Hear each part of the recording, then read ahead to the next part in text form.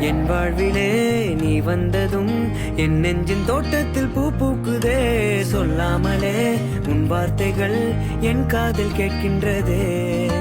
இங்கே அவன் நெஞ்சே நீ என் கண்கள் எப்போதும் பார்க்கின்றதே. இங்கே உன்னை கண்டாலது இன்பத்தில் தள்ளாடுதே. தவிச்சேன் நானே உன் பார்வை படத்தானே முறைச்சே